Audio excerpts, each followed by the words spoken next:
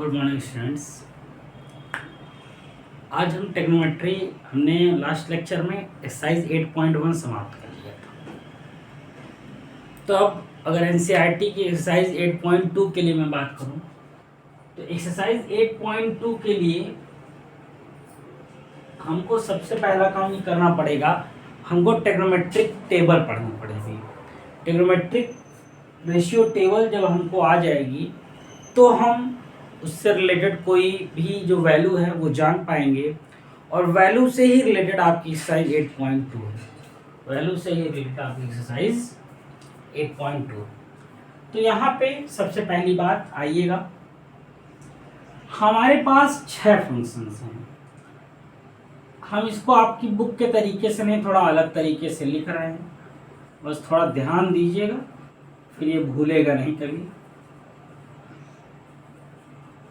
NCERT में जिस तरीके से दिया हम उस तरीके से नहीं लिख रहे हैं। यहाँ 0 होता है, 30 होता है, 45 होता है, 60 होता है, 90। अब यहाँ पे कुछ चीज़ें जो हमको जानने योग्य हैं, हम इसको हमेशा 4 कोऑर्डिनेट्स क्या होते हैं आपने पढ़ रखे हैं। ये 4 कोऑर्डिनेट्स को ये हम ट्रिग्नोमेट्री में रियलाइज करते हैं, या एंगल की जब भी बात करते हैं तो 4 कोऑर्डिनेट्स से ही रिलेटेड बात होती है। तो इन चारों कोऑर्डिनेट से रिलेटेड बात होती है। हम सबसे पहले यहाँ हम साइन की वैल्यू निकालना आपको सिखा रहे हैं। पहले में आइए, आप जितने कोऑर्डिनेट हैं आप सब लिख दीजिए, और लिख दिया उसके बाद जितने कोऑर्डिनेट है उसी से डिवाइड कर दीजिए, उसी से डिवाइड कर दीजिए।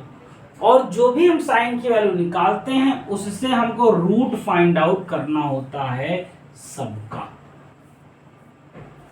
ये चीज नॉर्मल है। यहाँ पे हमने सबसे पहली बार 4 कोऑर्डिनेट्स होते हैं, चारों कोऑर्डिनेट्स को 0 1 2 3 4 लिख दिया, और इतना लिखने के बाद 4 से डिवाइड कर दिया। अब यहाँ इतना कर दिया तो ये 0 आएगा, ये 1/2 आएगा, ये 1/√2 आएगा। सॉल्व करने पे ये कट जाएगा, 2 1 2। ठीक, यहाँ ऊपर √3 रहेगा और /2 हो जाएगा, और ये 1, ये 1। तो इस तरीके से हमने वैल्यूज निकाल ली। अब मुझको इसका काम नहीं, मैं इसको इरेज कर दूं, मुझको इसका काम नहीं है तो मैं इसको इरेज कर दे रहा हूं। हमको सिर्फ वैल्यू का काम है। हमने वैल्यू आपको निकालना इसलिए बता दिया कि आप वैल्यू जानते रहिए निकाली कैसे जाती है बस, लेकिन हमको काम वैल्यूज का ही है बस। तो साइन थीटा की वैल्यू आप याद रखिए। साइन 0 की वैल्यू 0, साइन 30 की वैल्यू 1/2, साइन 45 की वैल्यू 1/√2, साइन 60 की √3/2, साइन 90 की वैल्यू 1, साइन 90 की वैल्यू 1। अब जब यहां पे आपने इतनी वैल्यूज निकाल ली तो समझिएगा, साइन जैसे लिखा है इसको जस्ट अपोजिट साइड से, उल्टे साइड से लिख दीजिए, तो ये हमारा कॉस हो जाता है, ये हमारा कॉस हो जाता है। साइन को जस्ट अपोजिट साइड से लिख दिया तो ये हमारा कॉस हो जाता है। ठीक, इतना कर लिया हमने।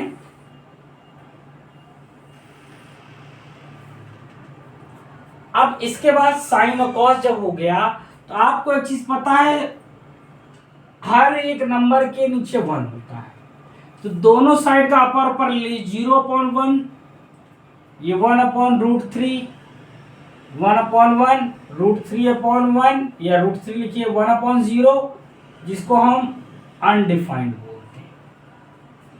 ऐसा क्यों किया?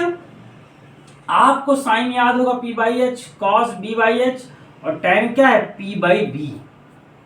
अगर हमको साइन और कॉस पता चल गया तो साइन और कॉस पता चलने के बाद अगर हम P और B की वैल्यू जो अपर साइड की है दोनों ले लेंगे तो हमको tan मिल जाएगा, हमको tan की वैल्यू मिल जाएगी। इसके बाद इसको रिवर्स कर लीजिए जैसे ऊपर किया था, इसीलिए मैंने tan के बाद cot लिखा है। यहाँ √3 हो जाएगा, ये 1 हो जाएगा, ये 0 हो जाएगा, ये 0 नहीं होगा, ये 1/√3 हो जाएगा और ये 0 हो जाएगा। इस तरह देखिए 4 वैल्यूज हो गई, 4 वैल्यूज। कॉस क्या होता है, जैसा कि आपको मैंने बताया था, कॉस का उल्टा सेक होता है, कॉस का उल्टा सेक होता है। 1/1 का 1, ये 2/√3, ये √3, ये 2, 1/0 अनडिफाइंड, 1/0 अनडिफाइंड। और फिर से इसको पलट के लिख दीजिए ऐसे, या साइन को पलट लीजिए तब भी वही आ जाएगा। तो इस तरीके से हमारी ट्रिग्नोमेट्रिक टेबल निकल के आ जाती है, ट्रिग्नोमेट्रिक रेशियो टेबल।